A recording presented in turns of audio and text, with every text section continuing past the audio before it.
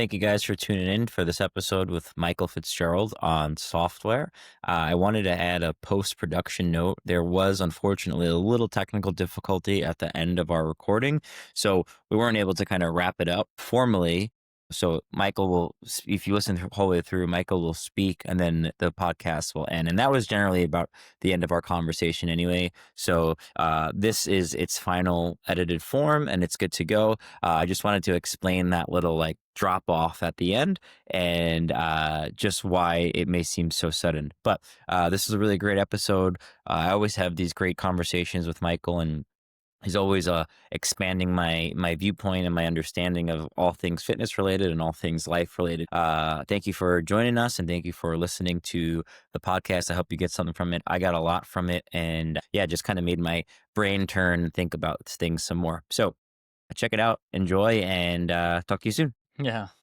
All right, we are live. It's been a couple of weeks. I'd say almost 2 months since I've done a last episode, but this is something I've been wanting to do for a long time with a mentor of mine and someone that has been very helpful and inspiring in my own fitness journey, and that's Michael Fitzgerald, who's joining us today. He's all the way in Calgary, Alberta, right? Correct, in Canada. That's right. And yeah, and has OPT. Those of you that follow me or know me that I tag, Michael is always the one I reference, and I'm really grateful. So I just want to start with that. So thank you, Michael, for your time, for all the help that you've given me in my career, and for this hour or so today. I've been wanting to have this conversation with you for a while in between our like stints of mentorship. So I appreciate your time. Yeah. You're very welcome. All right. So for those of you that don't know, Michael is not only a very, I would say, prominent coach in the CrossFit space, but is also one of the OG competitors in CrossFit. So that's kind of where I want to start with really like kind of like my intro with most people is, how did you get into CrossFit personally? And then how did that transition to you becoming an athlete? Yeah. How did I get into CrossFit personally? It would be through my brother, James Fitzgerald. And I can never remember the exact year, but I remember I was like doing these random workouts at the hockey rink, like the practice hockey rink at the university. And I didn't know what CrossFit was. I was literally just doing workouts that were like running and jumping, running in box jumps and air squats and stuff. It was like just basically just doing running workouts and stuff. And then my brother was like, he'd send me emails, or I was like on an email list with some of his colleagues that he would send to. And so basically what he was doing like this workout of the day thing. I had no idea what that was. And I just get an email, and he would you'd see what the workout was, and then he would have his comments underneath. So I guess he was posting his comments to the CrossFit.com main site. And then I was also receiving the email. And I don't remember how long that went on for, but it went on for a while. It was just quite interesting to see that. And I think maybe later that year, it's like 2000, maybe it's 2005 or six. I did like a workout, and it was like I think the first workout I did when I looked at the website was like 30 ring muscle ups for time, I think it was. And I was just at my gym in my hometown in Wildbush, Labrador. Which if any of your guests know where that is, or any of your anyone that views this knows where that is, I'd be very impressed. Yes, that's the Great White North for sure. Yeah, and then so remember the sub. I think the sub was you had to do three. I think it's three pull-ups and 3 dips instead of each ring muscle up. And so I just did that. I was like, oh, okay, I'll fly through this, because at that point I was working out lots, and so I was like, all right, I'll just fly through this. This will be no problem. Yeah, it took me forever because, like, Yeah. and this is kind of what we'll talk about, right? That thing of going, oh, I'll just do 30 rounds of this, 3 pull-ups and 3 dips, and I'll just make my way through it. And if I started going through it, I was like, I can't keep doing this. Like, and I just had to slow down. It took me forever. And I was like, I don't know if I was that sore, but it took me forever. And then there was another one, and I was like, oh, I don't really know how to do power cleans. I don't know how to do that. Right. And then so I just kind of, started learning how to do it on my own. Yeah. So, I've been doing, I was first introduced to CrossFit at least 20 years ago. And yeah, wow. So, and on a side note, I think I must have seen it on your Instagram or somewhere. I was doing research on you. Is it true that you used to do a 2K every week for like in 2005, 2006? Like all out? Going for Yeah, it was PRs? literally like yeah, it was literally like a time trial, like, every week in, a university. I had this and I'll never forget it because it was this shitty rower with a wooden handle, but it was a concept too, but it was just super old, and it obviously hadn't been cleaned or anything, and it's just man, was so hard, and I'd always get times around, like, 7:10 or 7:20 or and I'd always just start fast and blow up. Yeah, it was just interesting, and I never really cracked 7 minutes until I finally moved to Calgary, and that's when I was following the original Big Dog stuff with my brother. It was before the Big Dogs, it was just literally me and a couple other people he was writing workouts for, and then that morphed into the Big Dogs, and then that's what I did. Um, Okay, the perfect segue. So, in as you kind of, I guess, went through your workouts, what was it like competing at the games? You competed twice, right? That was 2009, 2010. yeah, 2009 was by far the best, experience because I was just so happy to be there. I was just so grateful to be there, and I loved every just think about things where you're like, um, yeah, I guess like I don't know how to give it to you, but like think about something you were obsessed about, and then you get to go do it, and then it's even better than you could imagine. Right? It was like that was the experience. It was because it was so I had idolized CrossFit. I was so obsessed with it. Yeah, I knew everything about it, right? I was like I couldn't wait to go to a level 1, which I had only done like a year prior.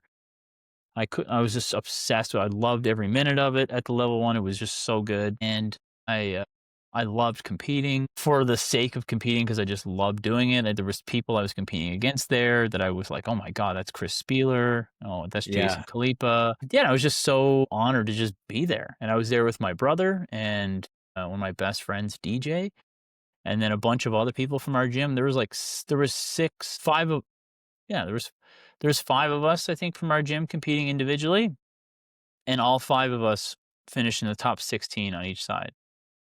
That was awesome. That was the first year, Yeah. Well, I know well, 2009. I guess we could yeah, James finished top 16 even though he DNF'd, but he did make it to the 2nd day before he exploded. Um, but so I beat him on that one. But then the next year we went again, and I think he beat me that the next year. Um, yeah, and then my buddy DJ, we were like 10th and 11th in 2009, and he did much better than me in the next year. But it was just great. It was so yeah, it was just so enjoyable. Yeah, it really is. It was so enjoyable. On that topic, I saw your friend DJ. I don't know him, but I've seen just from Yeah, Instagram. He called you the king of suffering, or the or some. I'm paraphrasing. Is there a yeah. reason why he gave you that nickname?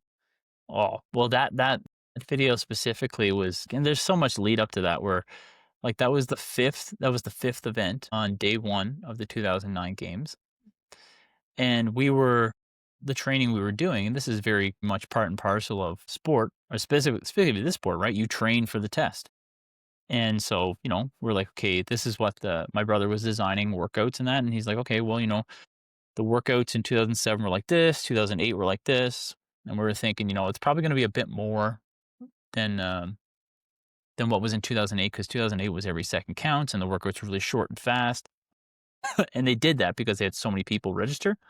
And I'll never forget. I just remember we were like in the gym at the old gym, the original OPT. I just remember we were there and I I don't remember exactly what we're doing, but I'll never forget it because the CrossFit website updated and it just said workout 1, 7K trail run. And we were like, okay, like this is not going to be like every second counts.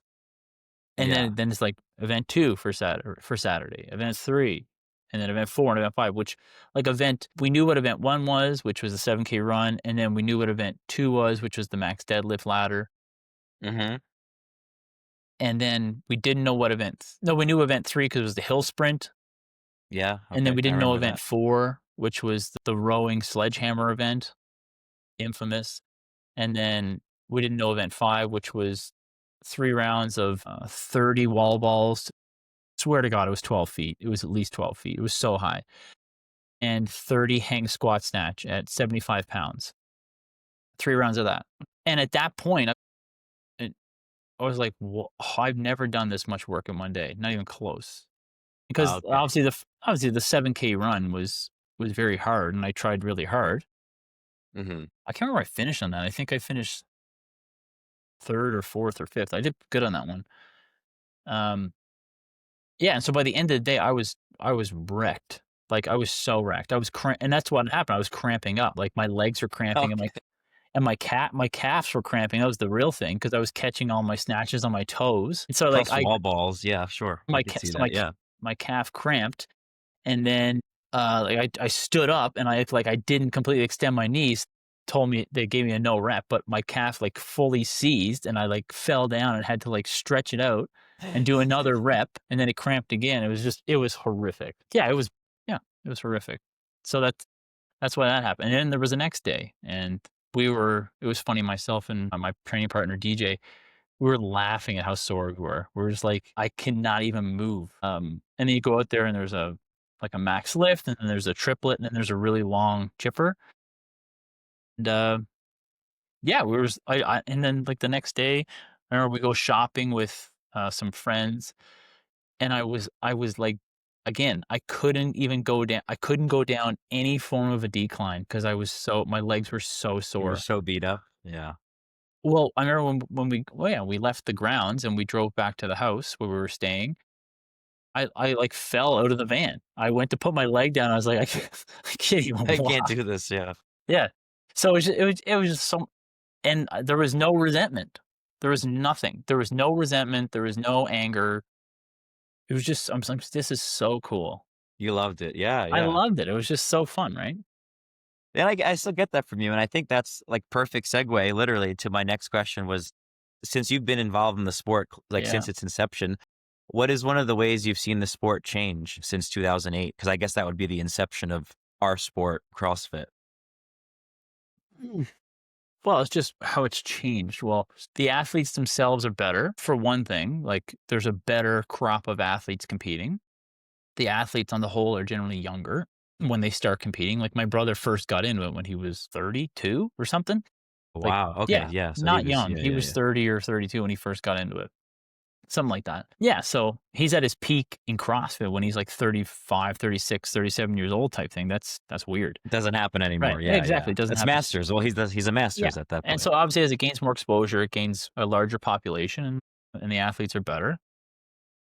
And so therefore test had to change, and the test evolved over the course of time, and CrossFit kind of guided that, because back in 2007, 2008, you can just register and go to the CrossFit Games. 2009 was the first year they had a qualification system, and each of the qualification areas, so like call them regionals, they could design their own tests, and whoever finished in those spots would go to the CrossFit Games. And then same thing in 2010. You could design like, whoever was hosting the qualifier designed their own tests, and then went to the CrossFit Games. And in 2011, CrossFit standardized it, and then it was open regionals games, right? Mhm. And you did certain tests and all that stuff. And then over the course of the years, like, the tests got more challenging and they got better as the athletes got better. And a lot of it was to do with, like, people like Rich. And so, yeah, like, so, yeah, the tests themselves have changed, like, in terms of the standard, but the test designs haven't really changed that much. And Right, I you would say still have your probably classic max yeah, lift, you still have your classic yeah. monostructural test, you still have your classic couplets, triplets, and chippers, and there are more inventive things, right? And like I said, because the athletes are better, you can employ different modalities and stuff, usually in the form of heavier weights or more challenging odd load implements or more advanced gymnastics, but that would be the main things. Yeah, and before we get into the sport itself and software, I'm sure you keep your kind of finger on the pulse of the time of, like, what's being tested in, like, Wadapalooza or, these regionals and now semifinals, they've changed. Is there something that you don't think is programmed that you would like to see more tested? Like, do you think there's something missing currently in the landscape, the competitive landscape of, like, yeah, they're not testing that, and as from your background, you would like to see that if you were, like, the director of sport? I couldn't, I don't have a good enough handle to give you that answer. I would just say, Um, like, if you look at the CrossFit Games, which I always use Yes. this example for people, right? Is that, like, people obsess about weightlifting numbers, which fair, it's good. You want to be able to lift well and you want to be able to lift heavy. That's good. And specifically, like things like the accessory lifts, which are sometimes tested, like front squat, back squat, and deadlift. People don't seem to care that much about their deadlift, even though there's way more of a chance they're going to have to use it than a back squat. Usually, not always, but usually, it's more likely you're going to deadlift something heavy repetitively than you're going to do lots of back squats. Although this year they have back squats. Like running is, they usually have 3 different running events at the games. Usually, there's like usually one long run, and there's one faster type run, and there's a running event with rounds in it or something. Like this usually occurs in some format or another. And there was a strategy and how it would play out specifically when it was in Aromas, or not Aromas, in Carson. There was a certain rhythm to how the running events would occur and how they would do it. And it was predictable, but it was good because I think it's necessary. And yeah, like a lot of the work that I do actually now in terms of program design for competitions is with the International Functional Fitness Federation. And sometimes we have arguments, which is very productive to have arguments amongst your colleagues on event design. And one of the things I always try to remind people with regards to, because one of the test categories that we utilize there's 6 tests, but one of them is the endurance test. And I always tell people, like, you have to include running either entirely or a significant portion. It has to include running because running is the ultimate monostructural endurance test. And so for me, as long as a fitness event to me includes the number one fitness modality, then I'm probably okay with it after that. Not entirely, right? Like it could be a complete mess, but if I was to just pick one thing, I would say like you need to have running. You have to. And it can't just be like it can't just be a non-important aspect of an event. It has to be an integral part of one event where like the best runner is likely going to win the event. Because Hmm. again, it'd be like saying, okay, well, we're going to have a fitness event, but like you're not going to know who's actually the strongest person, or you're not going to know who's the best in some form of gymnastic competency. Whereas running is to me, running is more important than both of those things when it comes to fitness. So Yeah, I like think as like if you baseline. don't include that, you don't have a fitness test. And that's my opinion. Now, obviously, certain things are limiting, right? Like the open, like having shuttle runs in the open, I think is okay, but it's not that great. And a lot of online qualifiers don't use them because it's a mess sometimes. And so I get Hmm. that. But if you have the ability to do it, I think that has to be tested. I would say, yeah, with you saying that, it makes me think of most high level in person events usually have some sort of running, whether that's CrossFit HQ's semi. Well, it was regionals and it was semis. It's gone now, but they Yeah. always had some form of running. You look at like Legends or MF Masters Fitness Championship or Wadapalooza. There's always some sort of running. So I guess it's more that's saved as like the pinnacle of the sport, I guess, in our world because, like you said, online qualifiers. It's just hard to Yeah. regulate that. It is hard. It's messy. Yeah. So that would be my only answer really without, pouring over a lot of competition stuff. But obviously, and then it just comes back to your bias and what you like doing and that type of stuff. Yeah. Great. So, I mean, with that, I want to spend the majority of our conversation around. I'm sure you didn't create this concept, but one that I attribute to No, you, which I is didn't. your concept of software, aka strategy. And then before we get into that, I've been Michael and his team offers. Oh, yeah, It's sorry, gonna be sorry. Not yeah. not AKA strategy. Okay. It's not yeah, go ahead. There's more to it, so I apologize Yeah. for that. So, That's what I was okay. gonna say, as we get into that, Michael and his team offers, which will be, I believe, 4 this year, distinct mentorships, and education services, and the ones that I've taken now, I think almost all of them multiple time is Intro to Assessment, Understanding Endurance, and Introduction to Program Design, and I believe you have a new one coming out this year. Yeah, which is a What's program design one. another program design one. But that was where I first really heard of this concept of software and you liken it to, I mean, I'll let you explain it because you Sure. could probably explain it better than I can. But yeah, this concept where CrossFit is a sport as not a methodology, as the sport that we know and love, and how there is such a huge part of understanding this kind of like soft skills or software side of it. So, I mean, I'll just stop there and ask you really, like, why is this important and how did you come up with this concept of software in CrossFit? Yeah, so where would I start with that? I'll try to think about it when I really started delineating that in my brain. And again, yeah, I didn't come up with this concept in Genesis, but I think again, I don't know. I don't see anyone talk about this in terms of fitness, specifically in terms of CrossFit. I think it's always assumed and it's always given, and that's the way people talk about it. But right, just like a lot of times, what is assumed and what's given is when you don't understand it, it's a big problem. Just like when people, just think 5 years ago, Austin, if I asked you what repeatability means I wouldn't have and an answer. why that's different than sustainability, right? But that's what I mean. Like people would take it as a given that they get it, but they don't. They had no idea what they were talking about.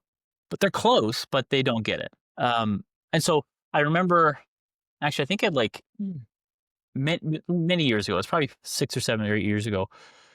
But also, I remember explaining this to our mutual friend and colleague Sam. I remember explaining this idea to him on I was just talking to him, and I remember it because it was in my previous home that I lived in, and so it was during the COVID years at some point, and I was talking to him, and I remember asking him stuff about like things about the aerobic stuff about what does that mean, Sam? Like, what does sustainable mean? Like, what do you think that means? And so I was just pushing him on stuff, and I think he liked that. And then I was trying to explain the way I was writing stuff for the ergs, or why I would write the erg designs the way I did, and I was like, it's kind of hard to explain, but I was saying that, just continually and perpetually training for a 2K and just doing derivations of 2K pace and you're doing sprint work and that type of stuff is okay. I was like, but it's not good enough because you're missing an integral part of it where you're siloing that modality off from the sport and assuming it's going to integrate itself really well when you go back to doing it. And so the way I kind of started explaining it to people was, I was like, it's almost like you want to train for running, but you want to understand that you're running in the game of soccer and you're not running a distance race, right? So you have to learn how to go fast, how to slow down, when to slow down, and to learn to anticipate. And that's how you have to think of running. And that's the way I want you to think of designing the ergs in CrossFit.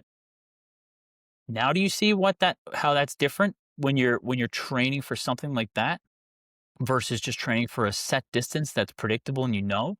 Because you're not training for that. You're training for something you don't know and you can't predict. So again, I was like, so it doesn't mean that you just come up with erratic designs. I think you have to go a little more deeper and go, well, okay, well, what does that mean then? We have to play with paces and we have to understand what different intensities do and how it manifests itself on this modality and start small there. And then you build that out and then include other modalities. But again, the software aspect is the idea. Like me telling you this thing changes the way you think of something else, and then it will impact itself in terms of how it manifests itself in a program just because you have a new idea in your head. Nothing changed. Nothing in your body Mhm. changed. You just heard me Follow. say something and now you're doing something different. That's one example, right? And kind of like the example you said earlier, like what was your first CrossFit workout? Or that's what I was telling you about. And it was like, oh, it was ring muscle ups. But because I didn't know how to do ring muscle ups, right? I didn't lack the muscle, right? I didn't lack Mhm. the physical structures. I didn't lack the hardware to do a ring muscle up. I didn't know how to do it, right? I had to learn. First I had to see the movement to visualize what the hell is it, and just that first instance of seeing what you're trying to do, things are starting to percolate and do you're like, oh, okay, okay, okay, okay, right?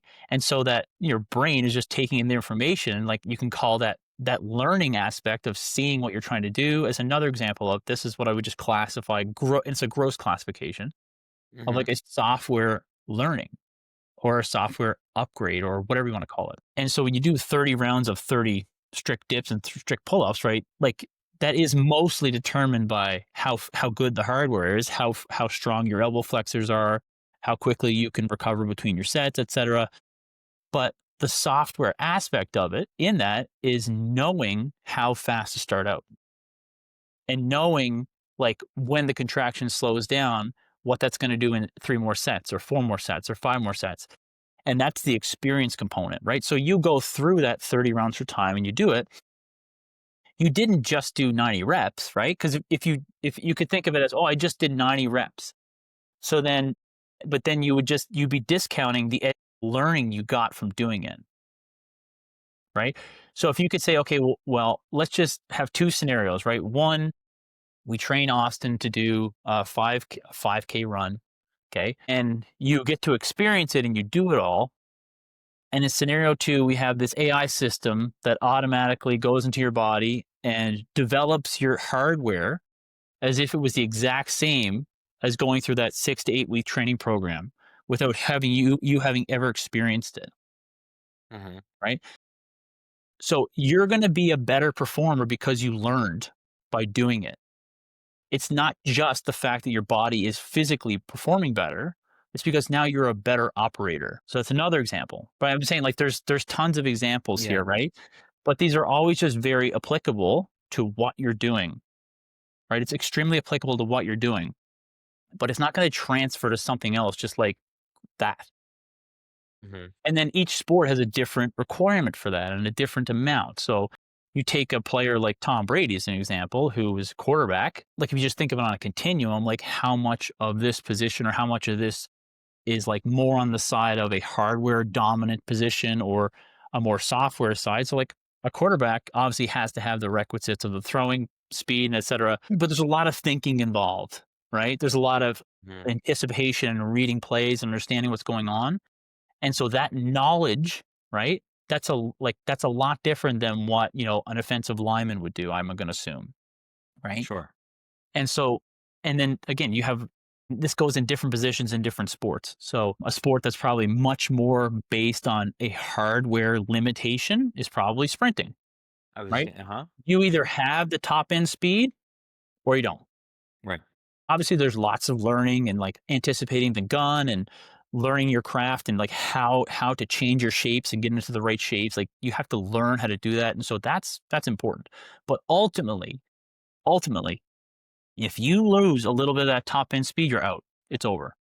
That's Hmm. it. There's no workaround, right? You can't strategize and you can't think and you can't plan to get around that. You just can't. If you lose your top end speed, you're out. It's Hmm. over with. And that's usually why sprinters would retire. They're like, I mean, I'm starting to slow down. It's over. I can't like work harder. Yeah. It's just, Yeah. it's over, right? That's it. Because the hardware doesn't work anymore the way it used to. And I can't compete at that level, right? It doesn't matter if I'm smarter now than I was 5 years ago. The system itself is drifting downwards and I'm out. And you take a different sport like hockey or ice hockey, which I always like to joke is the best sport. But anyway, so you have a player like which you could pick a player in your head if you guys don't know anything about hockey, but a good example is a player like Sidney Crosby. Um, and so like what ends up happening, and there's all kinds of different positions in that, but what ends up happening over the course of these players' years, and you would see this, and I'm sure you would see it in examples of like quarterbacks in football, as these people slow down, right? As their hardware becomes less robust and their ability recedes, the sport that they're playing, the position allows them to still perform at the highest level, but they have to change the way that they're using their body in the sport. They have to now have different like techniques and different strategies, Hmm. and they have to do different stuff to now make this system they have work optimally in this environment. And this has got nothing to do with like trying to change your program design. This is trying to have people understand how you perform. It's not just your body; it's how it's being used. And only the top level people can do that. Only the people who are like top level in that sport can have a body that's slowly breaking down and still get here and still stay there. Right. That's what like and then, I'm sure people would have different words for it, but you just go like, "He's thinking the game better than anyone else. He's thinking it better. He's smarter than everyone else," right? Whereas, like, you have something like weightlifting where, to a point, right? To a point, you can probably find different ways of lifting the bar and trying to plan and look at different ways to do it. But ultimately, again, it's going to come down to once some part of your hardware starts breaking down, it's over. Like once the knees are like, we're not doing this anymore, or the wrists are like, we're done, it's over. That's it. Because it's a very hardware dominant. sport, just like biking is, right? Like cycling is going to come down to like how much blood perfusion you can get to the legs and what your oxygen delivery capacity is like. But even within there, there's still learning that's required. You still have to learn. And the farther up you get in the sport, like it's almost like the more that practical, strategical side takes over. Mhm. Um, and you Mhm. have to understand that. And then, so what I'll be going through is like, how do you think of this? How do you think of this in terms of designing training for individuals in CrossFit? How do you conceptualize this amongst all these different modalities? Because that's a huge problem to think Oh, about. yeah. And so, yeah, stuff like that.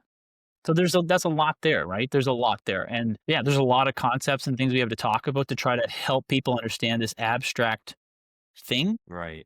Yeah. Sorry, go ahead. Yeah. No, that was great. I mean, the one example that just I put together too is like you explaining in sports. Like I think of Kobe Bryant, one of my favorites. Like as he got older, he would say like his game changed dramatically. Like he Yeah, wasn't why did it change? because he got old and he was Because well he slowed down. his hardware right was getting worse, so he had to become smarter and change his whole style of play. So tons of examples with that. So I guess a good way, and thank you for correcting me, the misnomer I said, which was strategy. I guess a better term would be like understanding, right? Yeah. Or experience would be a better.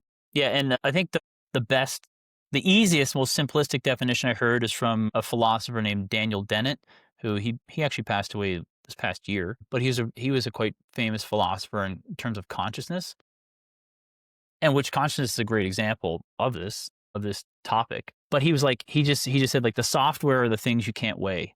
You can't touch it. You can't look at it under a microscope, can't touch it, you can't even see it. So on like a and once you understand that, you're like, okay, well, and again, like you this is like really a real blown up version of it, but think what like it's such a like this is much bigger than topic of fitness, but ideas impose themselves onto hardware, right? And then also vice versa, right? The way that the hardware is will then impact how the software has to be.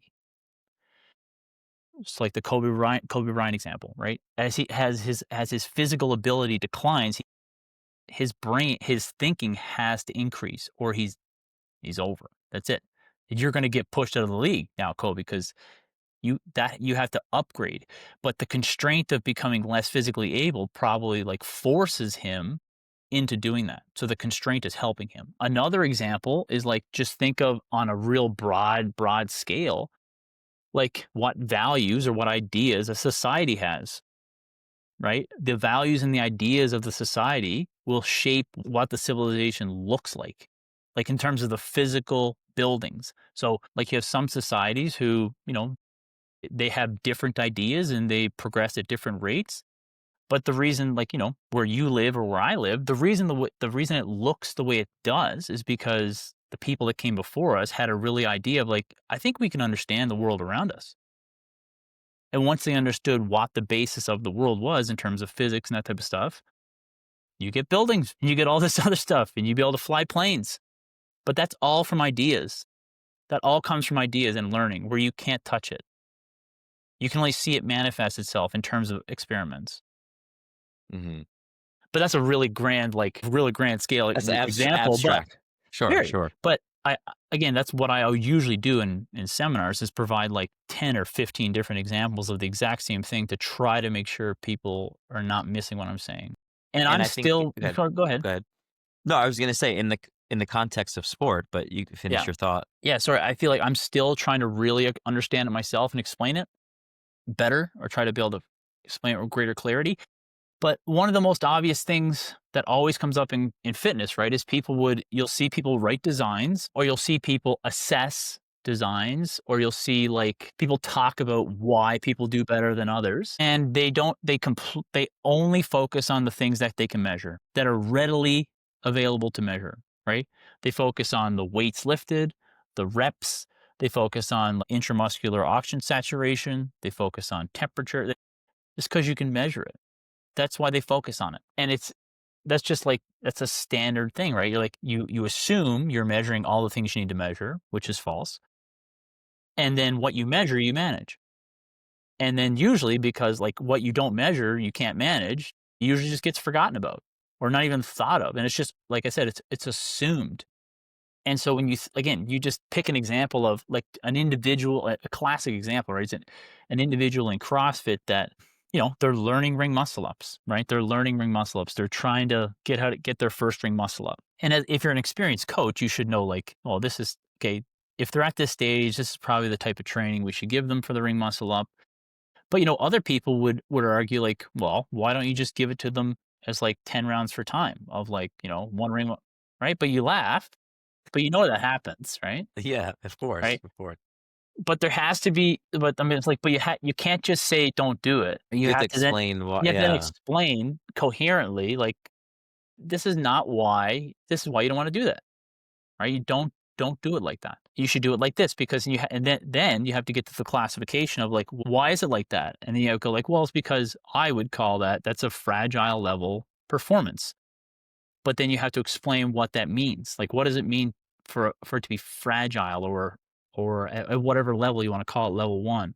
And then have the associated, well, these are the types of things you would focus on in terms of design with those level of movements. And then you would Mhm. go, okay, well, how do we actually progress that level of movement? How do we get out of level 1?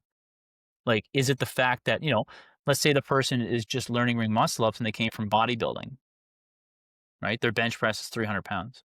They're strong enough, And but yeah, so it's like, well, where's the actual problem? Why can't they do the ring muscle up? Like, what do they actually have to focus is it on, flexibility? Right, yeah, right? sure. So then you would go like more often than not, you would go, this is a software limitation. They have to learn how to make their body do this, how to get into these positions. They have to figure this out. And they don't need to change much else. They just need experience. That's what they need, experience, right? They don't need more muscle. They need more knowledge. Versus another side, right? You could have like and think of a different movement, right? You have like specifically very common as a legless rope climb is a challenging movement, and maybe some individual is just getting started in the sport and they find it really challenging. If you've been around the sport at all, you know yourself, you're like, it's mostly going to be a hardware problem where it's just elbow flexion, grip strength. That's really it. That's the main limitation. Is not all, but it's the main limitations. And so then the way you plan and program that would be slightly different, right? Or with a different narrative in your head or a different framework in your head when you're writing it as to how do you get from level 1 to like level 3, the top Mhm. level? How do you get up there? Well, it's not gonna come from like technique, skills, and drills. It's gonna come from like contractile strength. That's how you're gonna get to the top level of that movement, right? For yourself. Whereas the ring muscle up in lots of scenarios is not like that. It's not that cut and dry of like you just get stronger, you get better at it. It's like, nope, it doesn't work like that. Yeah, And I specifically with follow. something like a bar muscle up, right? And even more with like a handstand walk, because you can have people who are extremely weak be fantastic at handstand walking. Yeah, So there's a whole bunch of different levels um, to contend with and to understand. that's so But good. I mean, so like, yeah, sorry, go ahead. yeah. So like it does. So if people were like, if people wanted to straw man what I'm doing, or like, be like tut tutted, or just they can do that if they want. I don't care. But they could say like I'm overcomplicating it. But I don't think I think of that a lot. I'm like, am I just overcomplicating this? But I don't think I'm overcomplicating it. I just think people don't think about it that much. I Yeah, think they they just almost take it for granted. I think that's what it is. They just take it for granted. And there are practices and people are used to doing designs a certain way and writing designs a certain way.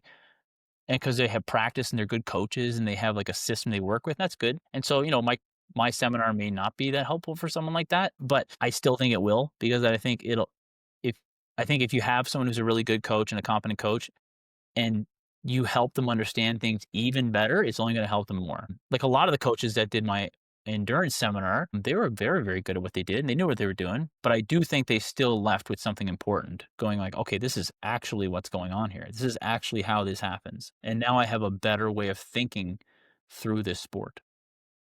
Yeah, an understanding or a framework from which, yeah, I think when you understand something, it helps you like problem solve, which was something you've helped me understand. Like, well, That's just the think whole point, critical. right? The whole point is to, like, to have to talk people through decision making and program design. Right? Like, how do you do this? Like, how do you make these decisions? Because that's what people always ask me, right? Or that's what you would ask me as an example. Why did you put that there? Right? And you're like, I mean, I could just tell you why I did it, but if you want to like really, if I like, so what I'm doing is like trying to get to the point of going, this is the way I would make decisions for writing workouts. And it's not the only way, but I do think it's a good general enough way to go. This is a good way to think through this problem Mhm. of how do you plan training, and then how do you go about like managing planning of training? How do you actually adapt to training? Because a lot of people don't know that. Like a lot of people think it's one thing or another, so that's important to understand.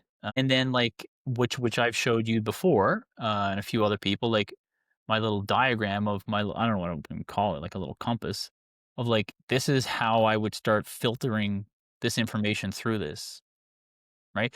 So Mhm. obviously this seminar will build a lot on the intro to program design one by magnitudes. Mhm. So this wouldn't be for someone who's a beginner. If you're not used to train, if you're new to coaching, it's not for you. You won't enjoy it. It'll be like, "This is I don't know what's Way going on over it. here." But, um, yeah, so I don't even know what I'm talking about now, but Yeah, no, I got it. I got it, and I'm gonna bring it together because there was something else I wanted to ask you. But that's very helpful to understand. It's like, well, step one, because I'm sure there are coaches that will listen to this. If you're brand new to coaching, we're talking about like step 10, right? The step one is, I think, understanding what a design is, what is yeah, tempo. But I digress. yeah, I think to put that all together, and I'm just going to read this here, and I'll paraphrase it. But you had recently posted on your story, I think, what encapsulates what we're talking about. You said training is not meant to only form the body; it must also develop the mind. The trainee must learn while doing. So I think that's a nice reminder, or kind of encapsulates what we just talked about for the past 25 minutes of yeah, this intangible concept of writing designs. yes, and obviously a lot of the examples I give are, and even the example you gave, right, of Kobe Bryant, those are like top level people. But if you think through which the examples obviously give, because a lot of coaches will go, I mean, I don't work with those people, so why would I do like what's for me to learn here? Why would I do this? Or like, I also have clients that are in this level, and remember the wording I used was if you have a movement like a ring muscle up that you would consider quote unquote fragile, that's the wording I'm using. I'm still open to changing that, but I think that hits home Yeah. to explain what I'm looking for. Remember, and also remember the thing, there's more than just one characteristic you have to think of, right? You have the movement, right? You have the individual, and then you have the system Hmm. that you have to consider. So, like, you might go, okay, well, this person, right? Their toes to bar, right? Are they're actually probably limited more so in terms of the hardware because they're a 65-year-old individual. They're straight leg raised. They can barely get their leg up like 45 degrees. So they have a lot of stiffness in their back. And like they can't really round their spine that much because, that's just the way that their body's adapted over time. And so for them to go from you're like, "Okay, well, how do I get this person to go from a fragile level toaster bar to, like, a next level up? Like, how do I get them to do that?" And that's like, okay, the first decision you have to make is, like, should you even try to get them out of there? Should you even be doing this? Because you Hmm. have to think of the individual and go, "Well, this person is not like, their physiology is never going up anymore. It's not going up anymore." Like, it's just gonna precipitously go down, so their goal is to maintain kinda what they have and, get better at things that they want. So your design should focus entirely on fragile, like, that should be the entire emphasis of the design. You should put all of the designs and all the movements with that narrative in mind. You shouldn't be thinking about, like, fatiguing and, like, upgrading this and that. You shouldn't be doing that. You should be thinking entirely, like, hardware focused, like, build muscle, build contraction, because that's where all the health benefits are, right? That's where all the health benefits are. Like if you study health and performance or health in terms of how it comes from fitness, it comes entirely from hardware. How do you get more blood vessels to the legs? How do you improve VO2 max? How do you do these are all adaptations in terms of the hardware of the body. And that's where the main health all the health benefits come from, really physiological stuff, but there is parts that come from just sheer enjoyment and confidence. And again, you can't measure that stuff unless you come up with an abstract scale to measure it. So again, there's lots of ways to think through this. And this is like even me talking to you is me reminding myself that, okay, I have to include this section because we're gonna have to talk about this for these types of people, and and the more I realize, the more I'm just gonna have to give people like just all these variations of homework to do to like provide more examples because it's just you're talking about almost unlimited examples of what you could do. Yeah. So I have to like, come up with some main ones and then allow you guys to think through the problems, like to give you a problem, give you a person, give you a movement and go design a few different levels of this movement for this person in this scenario and blah blah blah blah blah to help like stretch your brain on that concept. But yeah, like so if you're not if you're I guess if you're new to training, it'll sound weird what we're talking about, but Mhm. if you're at the right level, it might be quite intriguing. Yeah, I think, well, And yeah, there's you're so many you're examples you saying, can go through. Sorry, go ahead. yeah, I was to say, I think you're discerning that, right? Well, do I even need to do this with this client and this person? And then I guess the contrary to that is, well, what if that person wants to, but you don't know if it's a good idea? And then that's like kind of like it's like a dance you have to play with them and maybe explain without, because I feel like you know what really opened my eyes to this was when I went to train with Greg Everett and Catalyst.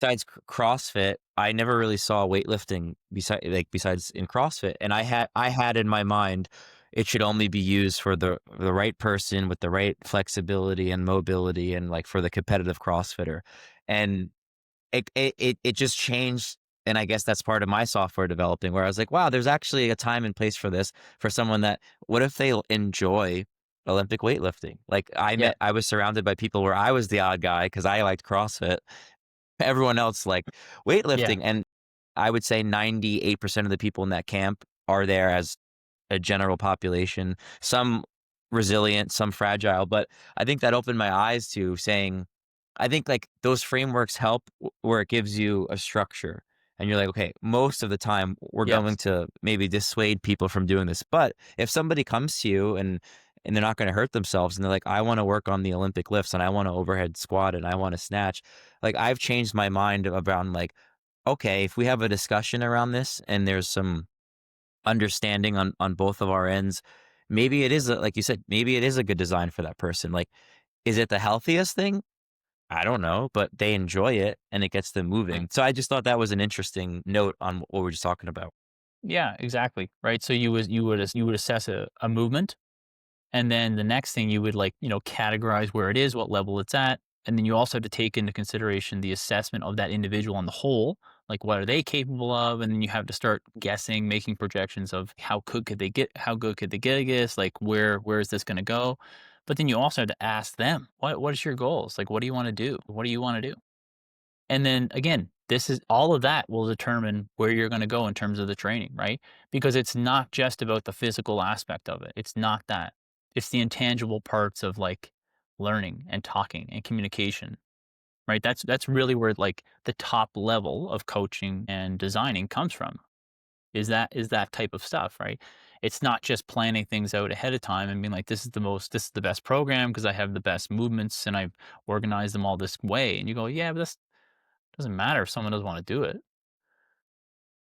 And so then which you would have talked which you would know about before, right, with Sam Marcora's work, and you have to tie that stuff in there too when you think about software is like, how motivated is this person to pursue this? And then Mhm. how mentally challenged or fatigued are they from this season of training? And then because, like, lots of times you would ask people, right, like, you can ask them lots. Like most people need to take breaks from training because they're mentally tired or they're mentally fatigued, I would say is a better word. They're not so much physically, they're not physically that tired, but they're mentally tired, right? Like think about the WFP Mhm. tour stop number 2. How many of those guys hit a PR on a clean? Not that many, right? Well, oh no, they did. Oh Like I yeah. think Jason Hopper hit a personal best. I think he hit a 5-pound PR, for example, and then what's his name, Austin Hatfield, he hit like Hatfield 4 hits like 420. Yeah, yeah, I saw or that. something crazy, and there's a bunch of guys hitting really heavy numbers, right? But in another episode, they were talking about how they just weren't really into it. Or struggling. Like Dallin Pepper looked like he was Yeah, he's like, "I struggling. just wasn't really into it." And you're like, "Yeah, but didn't you just PR your clean?" Like, "Yeah, but that's different, right?" Because, Yeah. like, you remember Yeah, yeah. right, you go back remember you go back to one of the first session of my of the understanding endurance thing, you think about the perceived fatigue, performance fatigue dichotomy, right? So, like, Mhm. performance fatigue wise He wasn't that fatigued because he hit a max lift, but perceived fatigue is high because he's like, "I'm tired. Like, I would like to take a break." And it's just that mentally you need a break. Like, you can't have that knob turned up on the software. You can't push that button hard all the time. That also needs to come down and take a break. It has to slow down, right? And then that's why you would then change the training designs. You would change the design and the intention and the format because you're not just trying to make it, you're trying to make it easier, like motivationally and challenging wise, but you're also going to make it easier on the system itself in terms of the body. You're going to make it easier that way too. But it's mostly because people are like, I mentally need a break here. Like, I can't be pushing myself this hard all the time. I got to tone it down.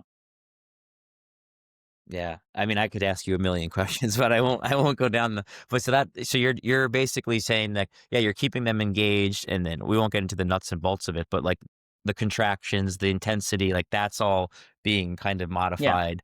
I'm just saying that so like, I'm just saying that people think, and sometimes people talk like managing the contractions and managing the intensity is the overarching purpose of program design. And I'm just saying that if you think that, you're missing at least half of it because that's not even why you're making those decisions. You're saying it all has to do with this, your Well, I'm brain. saying that, like, if you talk through it with people, you'll go like, "Yeah, but you didn't make that decision because they were actually tired. You made that decision because they didn't like it." I see. You're basing your decisions on a lot of different things that you're not thinking you're doing, but you are. You're doing it intuitively. But I think it's like any of those concepts, it's really important to bring them to the surface and have people see it.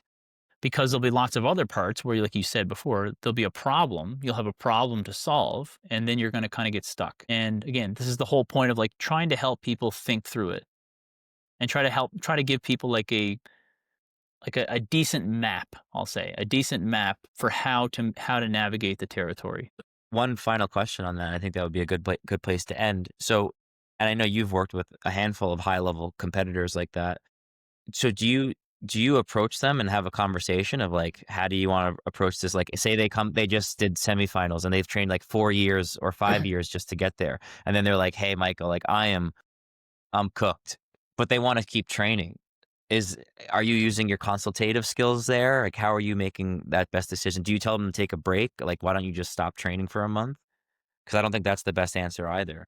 Yeah, no, yeah, it depends entirely on who you're talking about. I've had people, like, spend all year training, and, like, this is years ago, and they're training for the regionals and going to the regionals, and, like, having aspirations for the games and lose and not making it to the games, right?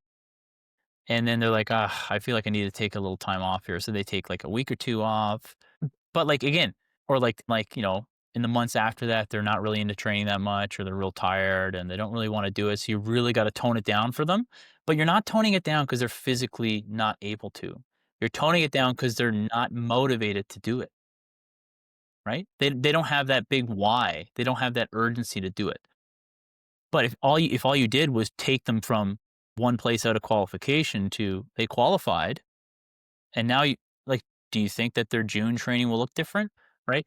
So the examples are so obvious, like they're so obvious when you just slow it down and think about it for a second. But then, yeah, you have other people who like would just want to get back to training